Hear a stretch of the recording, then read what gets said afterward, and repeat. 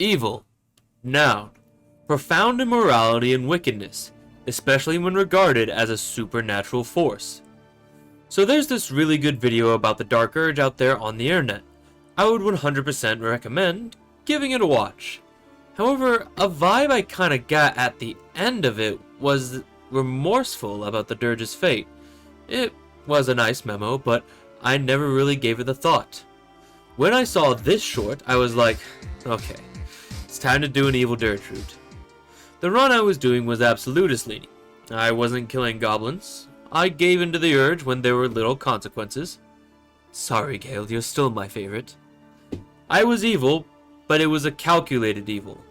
Not very Ball-like, I suppose, but I digress. Throughout this video, I'll pause to take a deeper look at things. It wasn't until the attack on the Grove where I really gave things a deeper look. Let's take a quick step back. The streamlined evil route is a harder route than the streamlined good guy route.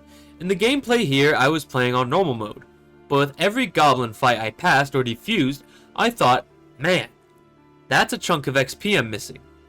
Some truly sociopathic behavior. When I chose to spare Ethel, I knew my companions would rather me do anything but accepting her first deal. I definitely could have made that check being a charismatic sorcerer, but I'm doing this run for the bit. I spared the Strider, even though I know it means fighting him later because it's for the bit. When all is said and done at the end of the day, if you pursue this absolutist route to the very end, you'll end up with less allies in the final fight, making it, surprise surprise, a very hard fight. Hopefully this shows to you that being bad is rough. Keep that in mind going forward. Before we do the fight at the Grove, we gotta befriend the goblins a little. Hey, look, man. I get seasick even watching it on the TV. Oh, my goodness. What am I gonna do in the submarine?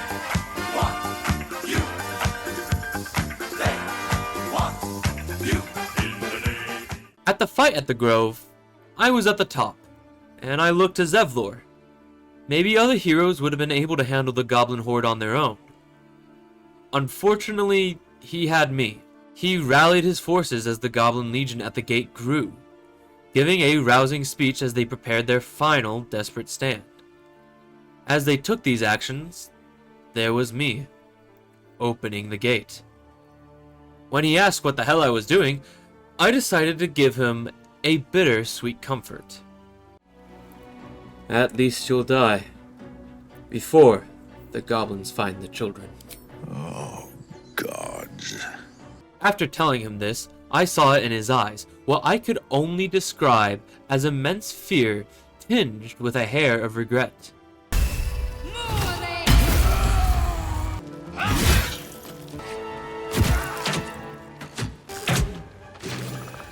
I kept Wyll alive to see how well he could defend the Grove. Naturally, I aura farmed on him a little bit. Hello, William. What?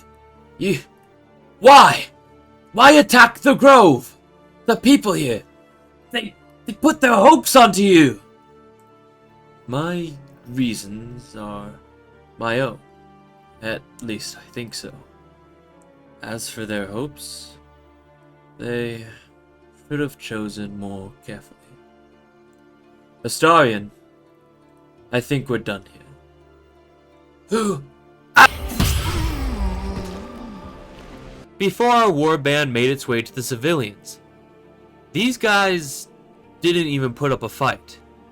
These people aren't soldiers. No, their soldiers have already become fertilizer for the Grove in this run, and I slaughtered them all the same. I redeemed Kalga, got her to turn against the Shadow Druids, so I can't help but wonder what she thought when she saw the Guardian of the Grove arrive to burn it all down. After the slaughter, I felt it. This didn't feel good. I stopped moving for a moment. However, I took another step. I had to see where this was going. We had a party that night at camp, and Shadowheart felt the same way I did. Perhaps I'm not the only person here worried about their conscience. We set a pack of refugees on fire. A child could have done it. Not exactly an ambush for the ages. Of course, that night I had some personal exercise training with Minthara, but here I resisted the urge to kill her. After all, it would be kinda a little rude. The next day, Minthara gives me a little instrument and tells me to regroup with her at Moonrise Towers. But I had a few other errands to do before I did that. In the Underdark, I terminated the Myconid colony after killing their refugee. God, that's terrible out of context. After all, I can feel like we all agreed this is pretty evil. By doing this though, I lock myself out of the Morning Frost staff. That sucks. Well, time to give in to my greed. Fuck! I did a few other dubious things. I made friends with the Durgar, killed the local fauna, stole a bunch of smoke powder. You want to barter with rune powder?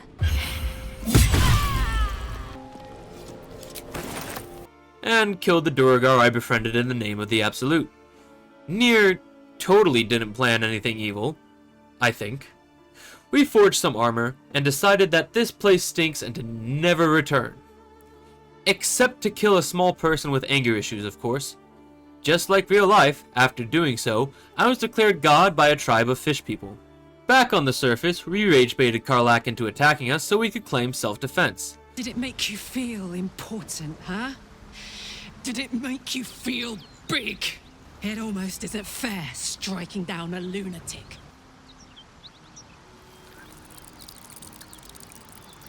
Collected the bounty on her head, the reward being a pretty good sword. Unfortunately, I was still playing with the Susabark sword. Send this to the Horde. Dogs. Business time. Lae'zel, I'm a twink. Can you break down that door? Thanks. Save someone I don't care too much about, only for them to tell me to save someone I care even less about. Business, part 2. Very carefully tiptoed our way through the Githyanki encounter. Egg. Okay, creche time. This is where I did things a tad differently. So I did all the things that needed doing, but here I offered the artifact, and was granted permission to enter the inner chamber. There I also offered up the artifact. The Dream Guardian really did not like that. I was complimented by a goddess. Descendant of noble dragons, you honor us with your allyship. I may be an evil bastard, but she really knows the way to a guy's heart. Hey, go murder this guy in there. Okay, mommy. And, of course, I stabbed the gal.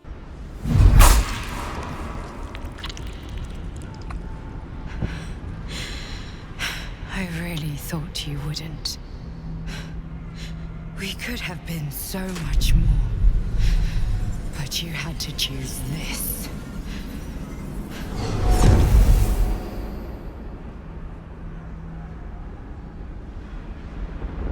So, you are not to be trusted. If I didn't, Lae'zel was gonna be super pissed. Granted, my other party members probably didn't approve of me doing that god's bidding. That's a truly interesting part about an evil playthrough.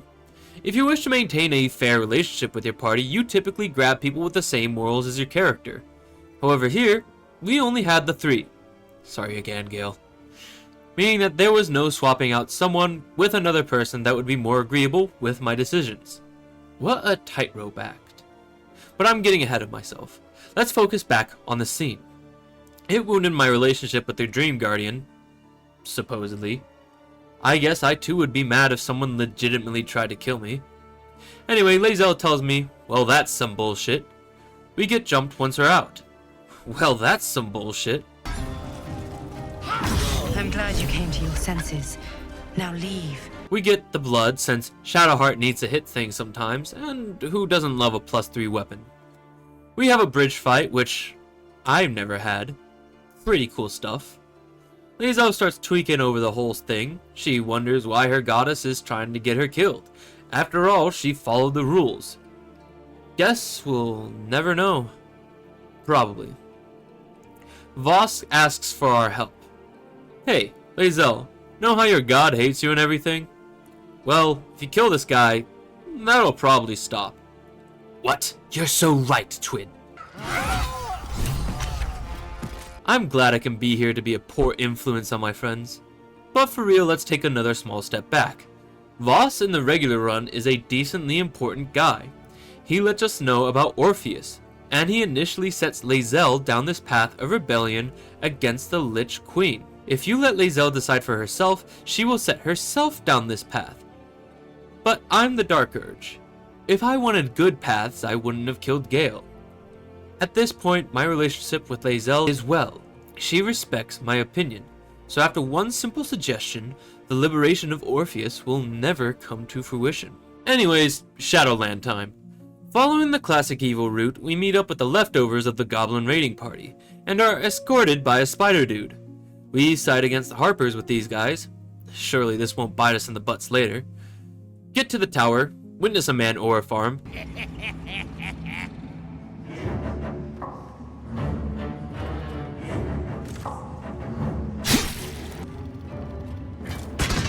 Try again.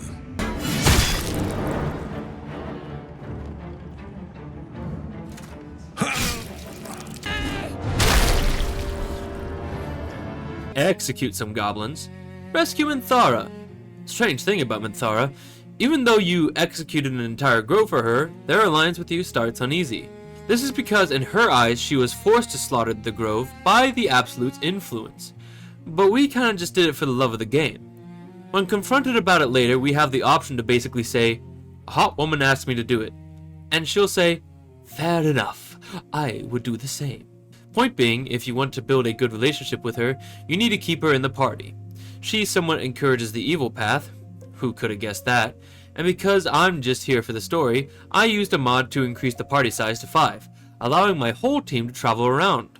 From there we did the casual evil things. Fight a bunch of shadow creatures, get a man drunk, indulge a woman's greed, American healthcare, infiltrate the Harpers, realize they had shit trades, save the cleric from kidnapping. Hey, kill this cleric. Yes, my king, kill the cleric. She somehow gets kidnapped? I don't question it. We tell Jaheira the truth, that we killed her, and she vowed to kill us after the next fight.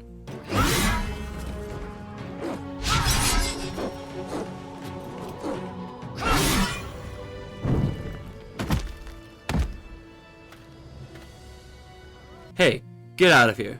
Fair enough, my king. Pause. Oh yes, I do enjoy pausing these silly moments and interrupting the pace of my video. #1 YouTuber, by the way. So, the cleric Isabel. She's dead, but more importantly, why was a hit put on her? Our urge naturally pushes us to kill her. So does Skeletitus, however I think it might go deeper. As we know, our urge traces its roots back to Baal, and us being a Baal spawn. Isabel is Kethric's daughter, the new chosen of Merkel. With the Dead 3 in current cooperation, you wouldn't think that our god would want us to fuck around with our theoretical allies' family tree. I'm not sure exactly why the hit's here, but my personal theory is that it goes deeper than her just being someone too sweet to live. On another note, this moment here is truly crucial for the Durge. Doing this in a good run is near suicidal.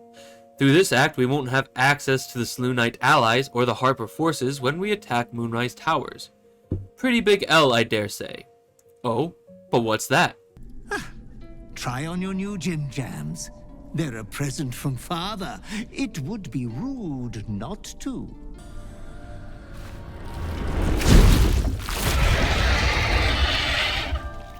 Slayer form acquired, baby. Help Astarion out with his back thing. Delve into the Sharan Temple.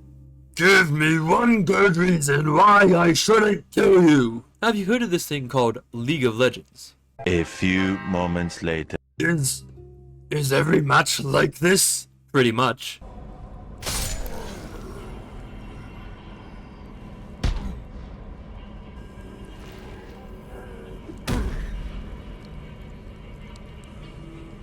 Now, we had an interesting decision to make. So far, I've been doing an Absolutist route. To stick with that, I would have to deny Shadowheart the honor of killing the Night Song. I had to make a choice. Do I side with the cult to stay true to the Absolute, or do I continue being a bad influence for my friend? Well, that didn't take too long to decide. Throughout this temple, Shadowheart is here to prove her devotion to Shar. Each trial a prayer. And she was rewarded with the only thing in this reality that could possibly kill this night song. Source of Kethric's immortality. As we descended into the Shadowfell, the previous Dark Justiciars urged Shadowheart forward. However, she hesitated. The Night Song knew something about her.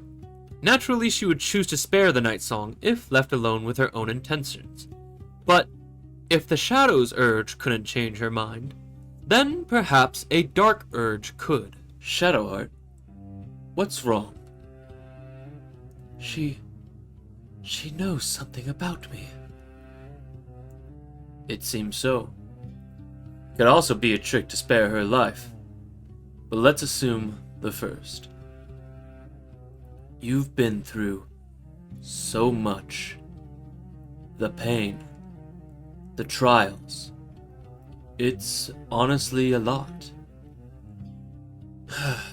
If you hesitate now, what would it all be for?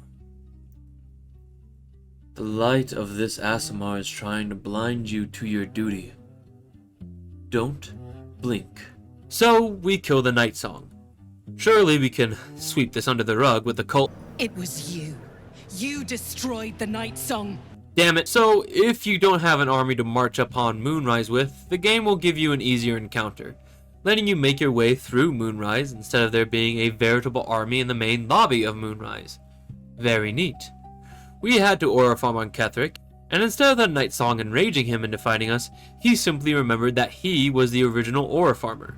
We fought, we won, and he escaped. Well, that's no good. Into the glory hole we go. Fight! Man, I wish I could kill a demon here. Kill! Lore drop time! This person apparently messed with my innards as if I was a Lego set. Probably didn't help with my whole brain thing. Boys, take their J's. We go downstairs, aura farm on Ketheric.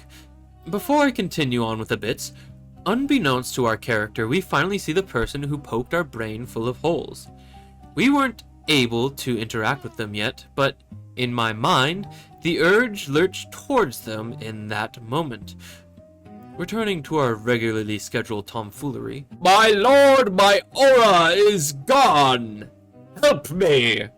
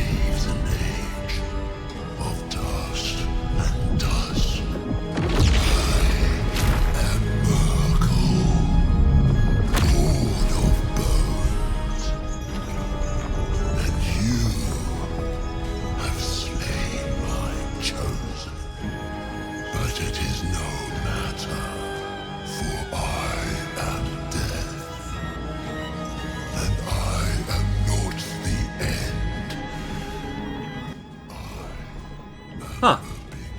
Good luck with that guy. Wait, don't go! Oh, shit.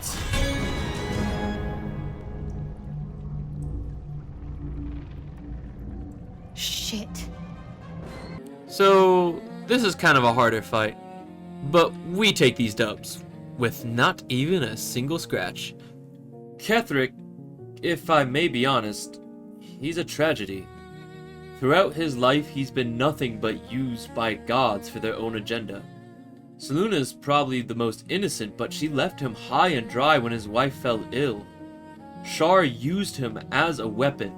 Merkel used him as a tool. At the end of the day, the man just wants his family back.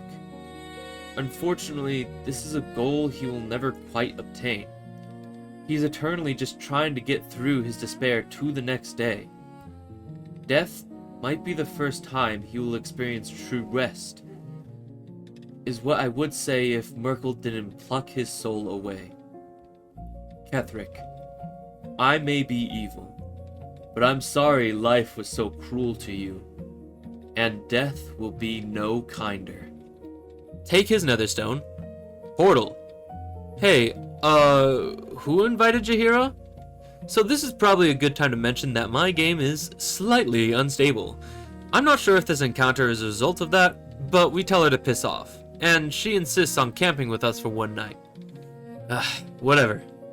We talk to Minthara, score major points with her, lose a lot of points with Shadowheart, and it's just how the cookie crumbles. We leave. Hey, you need allies. Fair enough, my king. And into... Ah, shit. They jump at me. Hang on.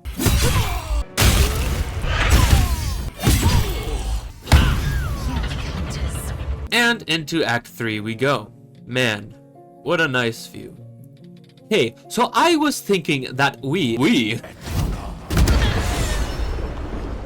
Honestly, I wouldn't mind having Jaheira tag along just for the night, but I was unsure if it was the game being buggy, so I decided to play it safe just in case. Man, what a calm night. Oh shit! We're invited to the astral prison we're guarding, and we fight our way through Orpheus's honor guard. You may notice Lae'zel isn't with us. Well, every time he rests, I need to trim the party down to 4. I'm sure she can handle 4 ancient Gith monks alone at camp. Surely. Anyways, we meet our dream guardian, an Illithid. A racist would hold that against him, but I'm just evil, not a monster. We take down the honor guard, and the bonds on Orpheus are reinforced. After some lore dump, we're offered the astral tadpole, which would further enhance my Illithid abilities. Hey, thanks man, I'm good, but actually... Wisdom saving throw? Shit. Much safe scumming later, I was able to resist it and pocket it. I then jumped out of there and rested for the night. Hey, do you like my new hairstyle? Gods, I don't have the hearts to tell her she still has her helmet on. At the start of Act 3, Minthara advocated for slavery. I had to agree with her to stay on her good side. The way a man's morality will shift for a pretty lady. Anyways, we do casual things. Rage baited the Gur. Circus, get the trident. Man, I love these little guys. Clown ambush. I eat brains now, I guess. Orin again. Gang violence. Gate violence. Vampire violence. Pause here. Astarion is a strangely unique character amongst our crew. Half our party here so far needs just a slight bit of convincing to be evil. But Astarion, this is just him at his most raw. It's probably why me and him get along so well, as evil little guys. That, and probably because we're the twinks of the party. Minthara is naturally wicked, but she'll get her own special segment soon. This guy. The devil from the Bible. A hammer to free Orpheus. Looks like Orpheus is back on the menu! And time to head to the banquet. Hey, yo chum. Oh, chum. Yes, my best buddy. Oh shit, I didn't know we were tight like that. Gortash and I became best friends. He becomes ordained, I head into the tunnel and kill the dragon in his basement like a good little evil lad. I was a little worried about my current level for the encounter, but dual casting haste has no equals. And then I hit topside, wrap some things up. Apparently this guy actually gives you something. How neat. Vlaakith aura farms on us before officially giving Lae'zel the order to kill Orpheus. I get one more option to put Lae'zel on the good path, but we don't need that here. The rest of the party look down on her for this act. I can't blame them. Lae'zel is a fierce person. Seeing them bend the knee to anyone is a strange moment, but I digress. Oh, are there some people that need to be murdered? Well, if you insist, strange list I found. I kidnapped the child he didn't care about, by the way. Goodbye. What? Then I head into the lower city. Here we had 3 main objectives. Ascend Astarion. He deserves it after all. Overtake the local Sharan cloister, and finally become Murder Man Supreme. Lae'zel doesn't have anything until the end game, and Minthara just wants to kill Orin, so there's nothing really from either of them. I stroked my cartoonishly evil beard, thinking of what to do first before locking in with Astarion. We slip into the castle all smooth like, trick the local skeleton, stop the local furry convention, and sneak into the dungeon. Skeleton, safe scumming moment. Astarion gets a backstory moment. It's okay, DM. I'll be here when you want me, I guess. We get to that fight actual, and it was tough. Admittedly, every time I got here in other runs, I either didn't bring Astarion, or I started the fight off with a sneak attack so he didn't get kidnapped. I tried to make this run a bit more natural. Astarion got kidnapped and I started to panic. I tried putting someone on each ritual source, but when the guy said that the ritual was soon to be complete, I got worried. There must be some other way that... Oh shit. I can just help him out? Huh. My 10th run and I'm still learning new things. Win the fight and Astarion starts doing his thing. And let's talk about the thing. The Vampire Ascendant. This ritual basically removes the negative things of a vampire and amplifies its already existing strengths. The cost? A handful of people with the same tattoos. It's also important they're shirtless, I guess. Oh yeah, also can't forget a dungeon's worth of people. How many is that exactly? Bunches and bunches. Anyways, I help Astarion out to carve the runes onto his master's back. During this moment, I was really looking to Astarion. Where did his evil come from? A want for power? A wish to be free? A carelessness of others? I'm unsure. It could be a mix of all of them, but in truth, I think it's most rooted in fear. Astarion is afraid of returning to Cazador, returning to his old life. Only when he starts becoming powerful is that fear drowned out. To be no longer in fear, he needs the strength to conquer all his enemies. That's just my take of it, at least, but it's also my video. Anyone who disagrees with me will be sacrificed so I can become the VTuber Ascendant. Anyways, thank you, Astarion. Very cool. Nunc volo potestantem quam policitus es mihi. Alright, Shadowheart time. Her mission is much shorter than mine or Astarion's, probably because we got past our first hurdle in the Shadowlands. But I digress. We march into the House of Grief, get welcomed into the cloister down below, and there we immediately start our overthrowing efforts. I back up Shadowheart, and with the power of charisma, we convert most of the current cloister to Shadowheart's side. Time to fight then. A grievous wound.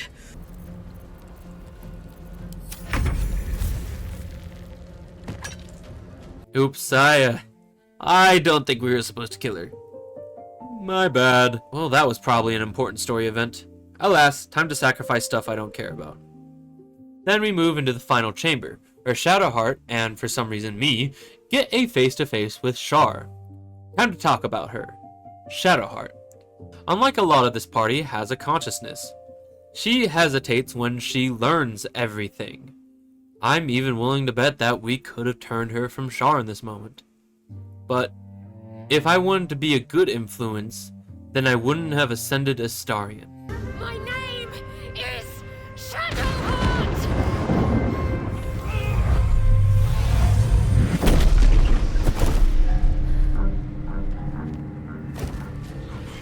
Well, that happened. Sucks that she have to live with that. Wait! I almost forgot. She's literally the chosen of Shar. Someone whose whole thing is forgetting troublesome memories. I think murdering your own parents qualify as that. Shadowheart is barely evil, and I do mean barely. Luckily, having a god to wipe her more horrendous actions from her memory makes her quite a useful tool. Before we went to go do my thing, we decided to rob Raphael. Why? Was it to get the Orphic Hammer? Or perhaps one of his many baubles? No, I did it for the bit. Granted, I also broke Hope out for the bit. Hey, Raphael. We are going to die a horrible death! Yugia, I trained you on League of Legends to kill this man. Go, do it. Yes, boss. Hey, I won't make you play League of Legends anymore. I'm with you. Fucking bitch. Witness the most perfect boss fight music to ever exist.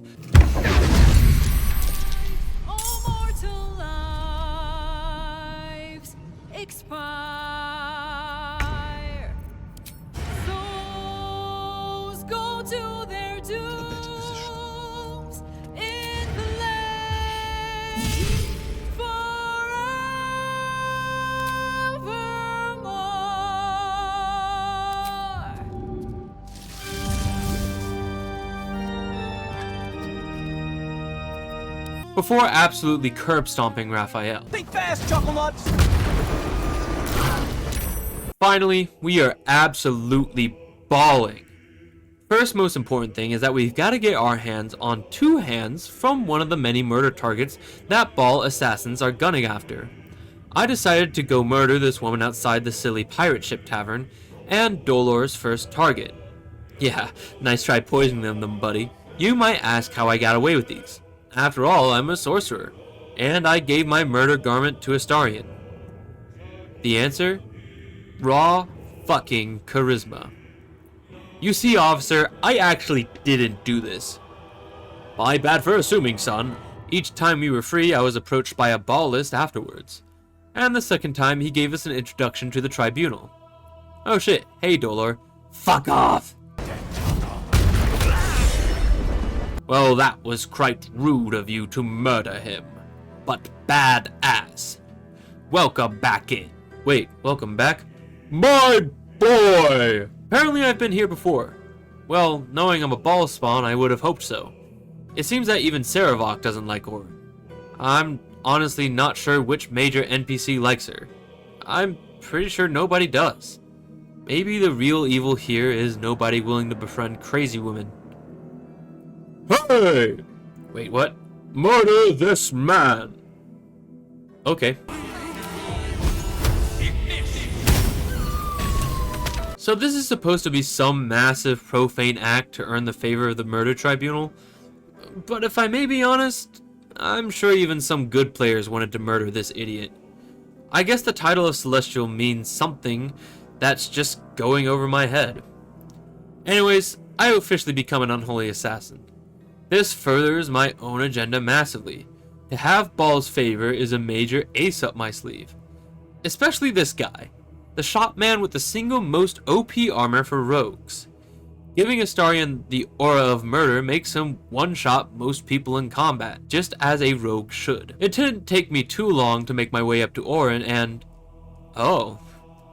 It's my time to talk about myself. About damn time. The Dark Urge is a unique origin option. Not just in the fact that it's a fully customizable origin option, but in the fact that if you don't pick him, he's just straight up dead when you do find him. To me, you'll only get the full Baldur's Gate experience with him as one of the PCs. The route I always took was the redemption route. It's probably just the best story. To overcome your evil nature through great effort, shit goes hard for real. However, indulging in one's evil nature is definitely an interesting route. You don't even have to be a Durge to go evil. The choice is always there. But sometimes, as the Durge, such a choice is taken from you. As Orin paced in front of me, I saw an unperfect version of myself. Someone who had lost themselves to their blood. Ball's favor rotted their mind. However, I wielded his favor as a sword, and with that sword, I struck down Orin. Let's yap about Orin for a little bit, but not too long. Orin is the chosen of Ball, but only because he's out of other options. Unless we're still alive and kicking, that is. When people find out we're alive, the common reaction is, oh shit, hey, you wanna be friends again? What about Orin? Man, screw Orin, you're always the one I cared about. If Orin being an inbred ball spawn didn't make her crazy, that sort of atmosphere definitely would. Always the second choice. No wonder her flavor of evil is simple wrath. I pity the poor changeling. Afterwards, Ball appeared before the room. When I started this run, I had the idea of going true absolutist, to reclaim my rightful place from where I was dethroned. And once more, I was declared Ball's favored. His knife, his evil, descended upon this earth. In my name. Afterwards, there wasn't much to do. Steal a bunch of expensive books to make money, murder a single mom to gain Ethel's alliance, use the recently acquired wealth to open a bank account. Who the hell is this guy? This is Minsk, a previous savior of Baldur's Gate, and oh shit, he's dead. We should probably go tell this to the rival faction and... oh, they're getting attacked. So we murder the Zhentarim, even though we had no problem with them, and gain Nine Fingers' favor. Another ally for the cause. We go to Gortash and he gives us a test which I might have failed on the first try. Eventually we did pass and earn his allyship. Afterwards I had to cheese away his shoes to complete my set. I knew when we were going into the depths that Baal wanted me to massacre the world. Gortash was my boy, so I was a hair worried. Let's just hope that maybe there was some sort of compromise. Abandoned ship! My home slice! Ready to go do this thing again. You know it, Big G. Let's hope we don't actually need a third. We begin to confront the brain. Huh. I don't remember it being that big. Gortash's stones combined with my 2, and it's up to me to do the heavy lifting. While I start to tether the brain, it yaps at me. Gortash is seemingly worried. To be fair, if the chosen of the Lord of Murder held that much power right by me in front of an eldritch being, perhaps I too would be shaken. Big G decides that he wants to give a shot at controlling the brain, but despite him being one of the big 3, his control is visibly not as good as mine. And oh shit! They killed him! Fuck! Big G! I wish to talk about our dearly departed Big G. Gortash is also a tragic villain, but very much less so than Ketheric. The guy had a rough upbringing, and literally had to put a parasite in his folks' minds for them to love him. His god only cares to use him as a means to an end. I think I'm starting to see a pattern here. He's usually my favorite of the 3 chosen, mostly because he shares the same quality with Gale that makes him my favorite PC. Ambition. Archduke. Head of the Steel Watchers. Even though he's a dick for planning to take over once we've reconquered the brain, his charisma makes him hard to hate. His evil is simple. A lust for power. Hidden well beneath his demeanor. Another very well written villain. We will miss you, Big G. I was in shock and couldn't get any more tethers. And about to also get blown up, before the Emperor saved me. There we decided to free Orpheus. The Emperor didn't like that, so he swapped sides. Orpheus didn't like us much either, but he had no choice but to ally with us. Azel was chomping at the bit to kill him. Luckily, I convinced her to kill him later. Orpheus turned squiddy and we went to the surface. Checked on our allies where... Remember in the beginning where I said you have less allies on an evil route? Well, feast your eyes on this little puppy. It's a pretty good visual thing. To very quickly explain it, evil category means you can only get these guys by being a genuinely evil guy. Neutral means that you can get it kinda no matter what route you take. Finally good, typical good guy route. Half of these guys you can only get if you save the grove. This little line here indicates an either or kind of deal. Does that explain things? Good. Want to see how many of our allies I have? Now you know why I'm choosing to play this on normal difficulty and not one of the harder ones. Anyways, murder for the murder god.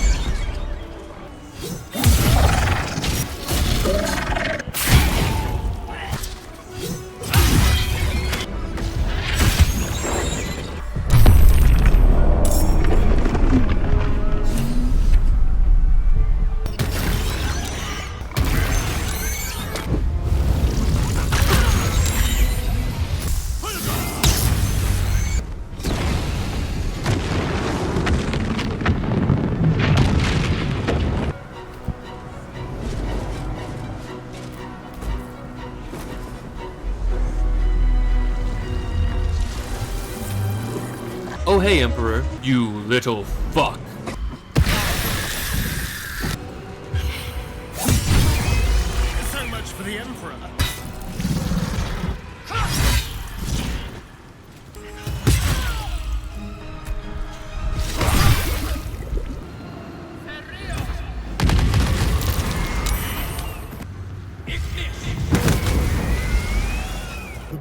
is weakened. This is our chance. Cannot, will not submit.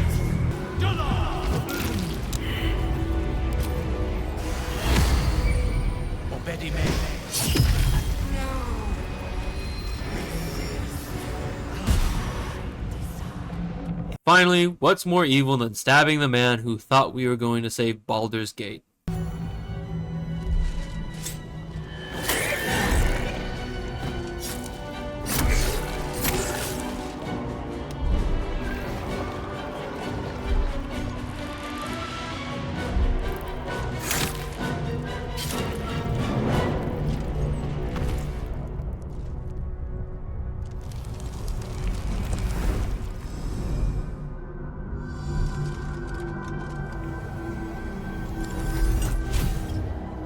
Oh yeah, it's bawling time.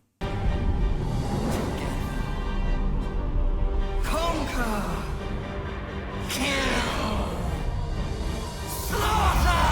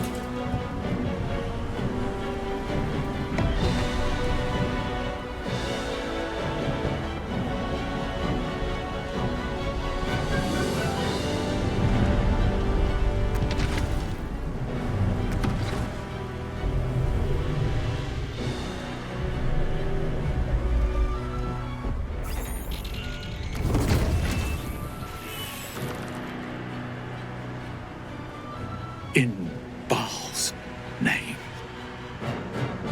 I get the option to murder my wife. This game really wants Durge to murder Minthara. Let's stop the pace for a second and really talk about her for a moment. Minthara's story is a strange one, but to get back on track with the video in a moment, her evil is rooted in her very upbringing.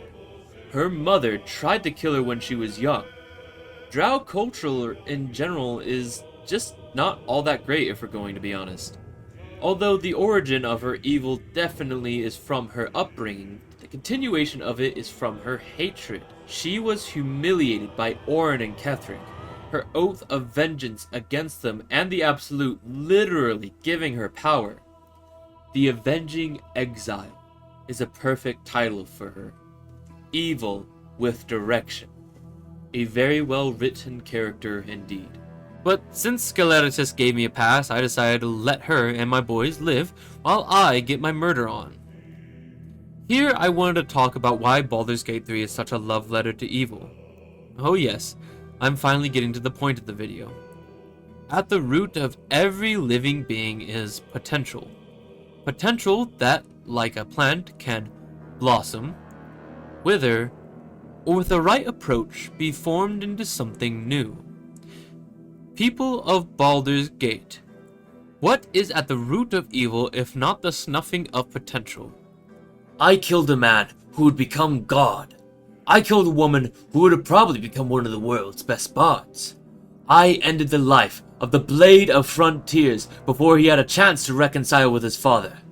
I ended a smith before he had the opportunity to complete his magnum opus. The list honestly goes on, boys. The point being, at every root, at every turn, I snuffed out the potential of people throughout this story. And it's not just in the evil route where this happens. Day 1 on Baldur's Gate. How many of you guys gunning for the good guy route honestly spared Minthara? I can't speak for everyone, But I didn't even find out Minthara was a recruitable companion until I saw it in a short. But I'm willing to bet the vast majority of players saw the drow and didn't say, yeah, that's a recruitable companion. Let me toggle on non-lethal. Hell, I'm like 90% sure I shoved her into a hole on my first run. Point being, no matter which route you take, you'll be snuffing out one's potential. It is up to you, the player, to choose what you think to be the lesser evil, or, in my case, the greater evil. When Balls showed to me the evil I would commit onto this world, the potential I would snuff, I knew that this was the worst ending that Baldur's Gate... Wait, hang on a second. That's not the video. Where's the fucking script? Hey, writer, you fucked up. Nah, I've just been lying to you. What do you... That's right. It's finally my turn to pull this bit. You see, chat, this run, I've been showing you a fabrication. Did it happen? Well, yes, but it was not my initial run, not my first ending that I went for. So, where did the change happen? Did I actually save Gale? Did I choose to not ascend Astarion? No. You see, the change was in the Temple of Baal. I took off my helmet for the cutscene here, but seeing it on Orin walking in front of me was eye-opening. I stood in the boots of my Durge. He repeatedly saw how gods manipulate their chosen in one way or another. Would accepting Baal's favor make me stronger? Yes, but at the cost of accepting his leash upon me.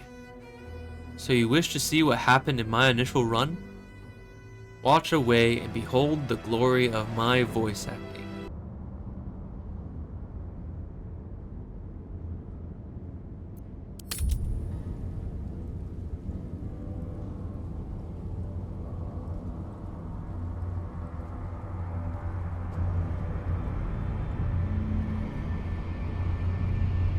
I need no further gifts. You have tainted me enough. You refuse me. You are my spawn. Your veins course with my unholy blood. Your life is mine. Accept your inheritance, or I will reclaim it.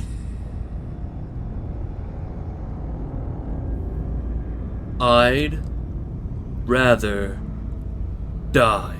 You were made to conquer, to devour. You reject my blood, and so I will reclaim it. I will make another who is worthy. Unfortunately, I paid the price. However, I think my Durge would have liked to have died in control of his own cruelty, instead of selling it off to some... Holy fucking shit! Welcome back, bitch boy. So, yeah, even if you're not a good guy, I guess Withers has such a hate boner for the Dead 3 that he revives you out of spite alone. Even better yet, the devs thought of this and included this line here. After all, you have not been turned good. You can conduct atrocities whenever you please, and get a peaceful night's sleep. Gods, the devs fucking cooked when they made this game. My new chance at life slightly differentiated from my fake route, so let's speedrun this thing. First, wardrobe update. I'm not Baal's little murder machine. I'm a murder machine in my own right. Once again, get-rich-quick scheme by selling centuries worth of collected knowledge to my local weaponsmiths. Help the hot, not mermaid ladies. Standing in my character shoes, I realized that I alone needed to control the world. With that in mind, time to deal with Gortash's goons. God, spare us all. You hear an explosion, the earth shuddering beneath your feet in response. It must have come from somewhere nearby, perhaps in Grey Harbor.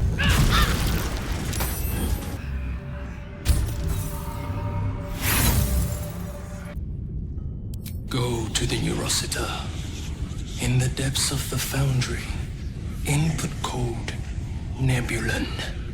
Then increase to maximum output. Warning. System failure. Warning.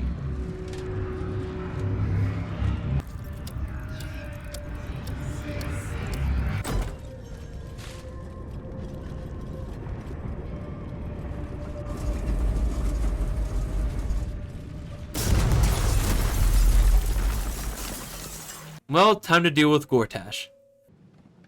There is hesitation in his eye for one moment.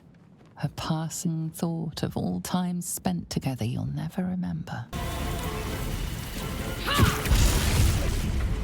With a quick eviction of Gortash, I suppose freeing Councillor Floric couldn't hurt. I got to her literally one day before her execution. Good timing. No more fireworks. Murder single mother.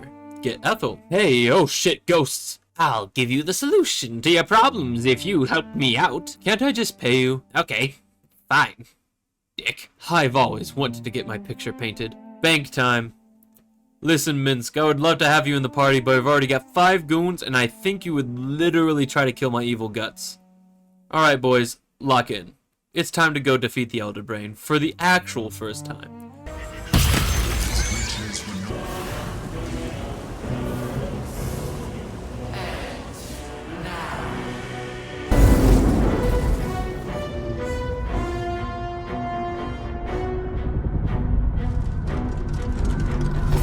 I decided to side with the Emperor. Simply, we needed to kill Orpheus anyways. This just kinda hastens the process. I suppose we could talk about Lae'zel for a moment. Okay guys, hear me out. Lae'zel, not really all that evil. Just tough. She comes from a Githyanki warrior society that values ruthlessness. At the end of the day, they still want to save the day, but them saving the day more so coincides with their hate with the Illithid than a care for the common person. So if they do have an evil anywhere, it's the total lack of care for anyone outside their mission, let alone people in their way. Evil rooted in a lack of care. How interesting. Lae'zel, no matter what path you push her down, doesn't change much as a person. You simply choose who they point their blade at, who they kneel to. Their fury remains through and through. Back to the issue at hand. Your traitor prince is dead. Be happier. On to war we go. Who do we have for allies? So, I might not have realized you can recruit the Thieves Guild to help out in this run. Like I said, still learning new things in each run. It's fight time. Hey, you'll fight with me. Okay.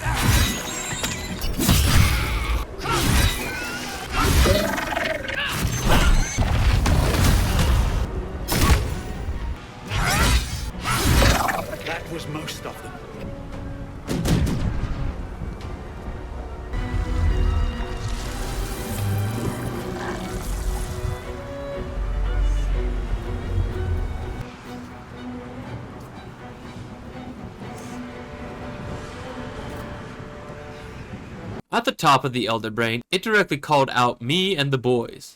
The rat catcher. The daughter of darkness. The puppet of the Githyanki Queen. The avenging exile. Murder incarnate. Fight time. Time to dual cast hate. Motherfuck.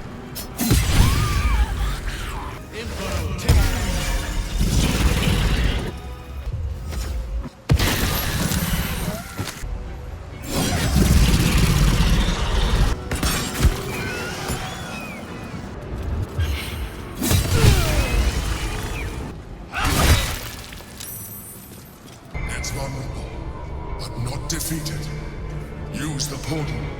We will bring it down together. Well, Emperor, you saved Baldur's Gate 3.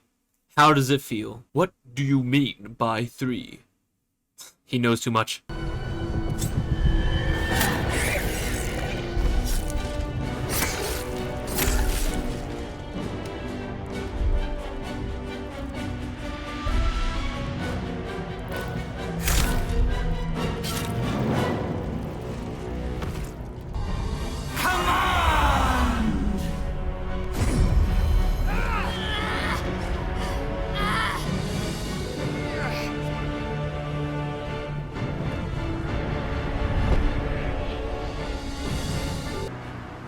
In my name. Now comes the final decision. What would I do? What would my character do? What even constitutes as evil anymore? Then it dawned on me. I started off this playthrough with the wavering heart of a hero, but as I played, as I forced myself to make certain decisions, I realized something. I am calculative. I am curious. I am influential. I am also cruel. I am wicked. I am fury. I am driven. I am many things, but not out of pride, wrath, or its many cousins. I am evil simply because I am. So what option here truly encapsulates me? Well, I'll show you.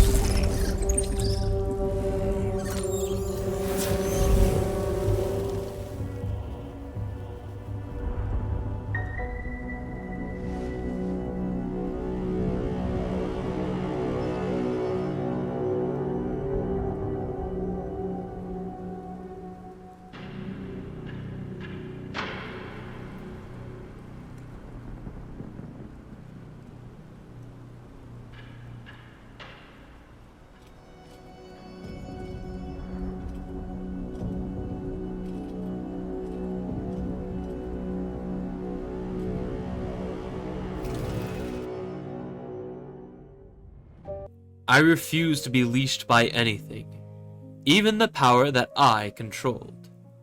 All this bloodshed, all this work, all this effort. I have wrought an evil upon this world that this realm will never recover from, and I will simply walk away from it all.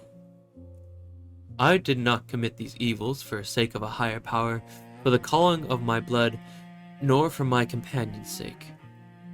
I did all this simply because I willed it so.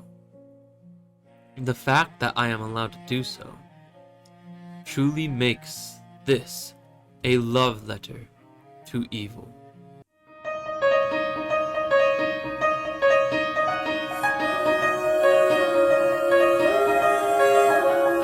Ever on and on I continue, circling with nothing but my hate in a carousel of agony, till slowly I forget and my heart starts vanishing, and suddenly I see that I can't break free. I'm slipping through the cracks of a dark eternity with nothing but my pain and the paralyzing agony to tell me who I am.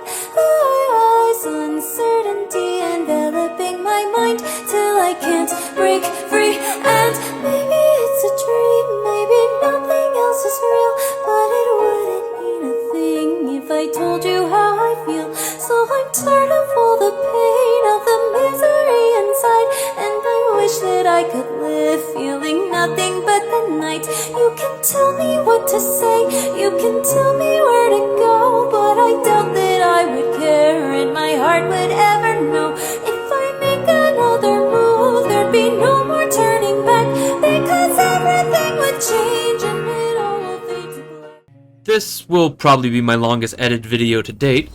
God knows it took forever to slap everything together. With that said, I'm not sure if or when I'm going to do another long essay like this again. However, I would love if you stuck around. If you subscribed or liked the video, it would let me know that perhaps I should pursue this kind of content. However, that's enough yapping out of me. I hope you all have a great day. I'm off to go write a best-selling novel. Peace.